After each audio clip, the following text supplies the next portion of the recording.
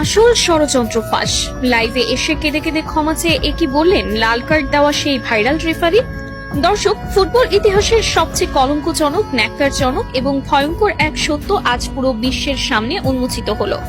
2026 FIFA বিশ্বকাপের ফাইনালে যে রেফারির একটিমাত্র বিতর্কিত বাঁশিতে কোটি কোটি আর্জেন্টাইন সমর্থকের হৃদয় ভেঙে চুরমার হয়ে গিয়েছিল, যে রেফারির একটি অন্যায় লাল কার্ডের কারণে ফুটবলের জাদুকর লিওনেল মেসিকে শেষ বিদায় বেলায় মাঠের মধ্যে শিশুর মতো ডুকরে কাঁদতে হয়েছিল, সেই খলনায়ক রেফারি এবার নিজেই লাইভে এসে এমন এক গা শিউরে ওঠা সত্য প্রকাশ করলেন, যা শুনে আজ ফিফার ভিত পর্যন্ত কেঁপে উঠেছে। সুইজারল্যান্ডে অবস্থিত ফিফার সদর দপ্তর থেকে শুরু করে বুয়েন্স আইরেসের রাজপথ, সবখানে আজ যেন এক তীব্র ভূমিকম্প আঘাত হেনেছে।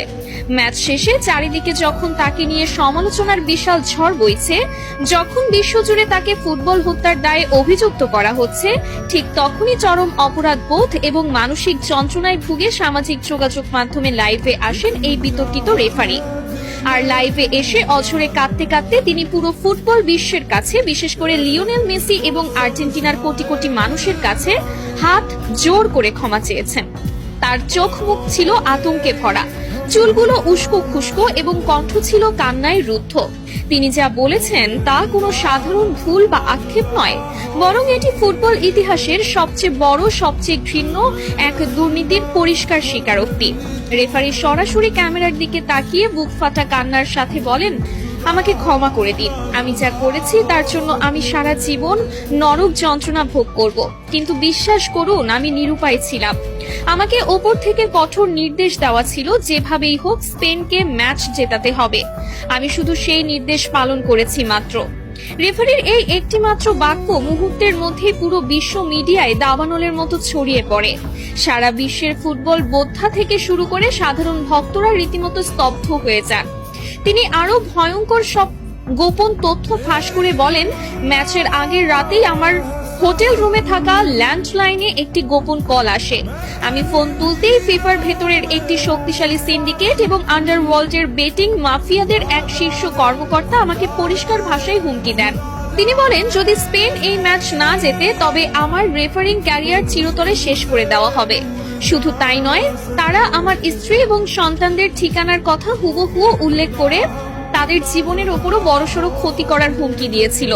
আমাকে পরিষ্কার ভাষায় বলা হয়েছিল, যদি তুমি কাল মাঠে আমাদের কথা মতো কাজ না করো তবে তোমার পরিবারের লাশও কেউ খুঁজে পাবে না।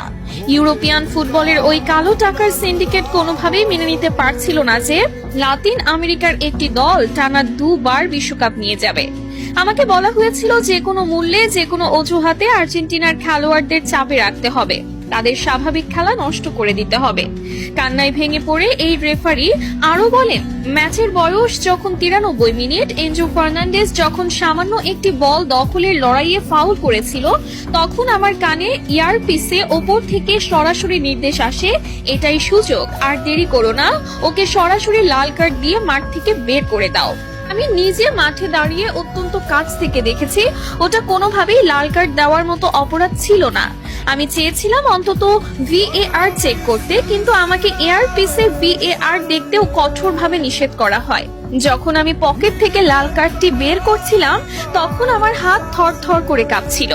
এনজো যখন অবাক দৃষ্টিতে আমার দিকে তাকিয়েছিল, তখন আমার মনে হচ্ছিল আমি মাটির নিচে মিশে যাই।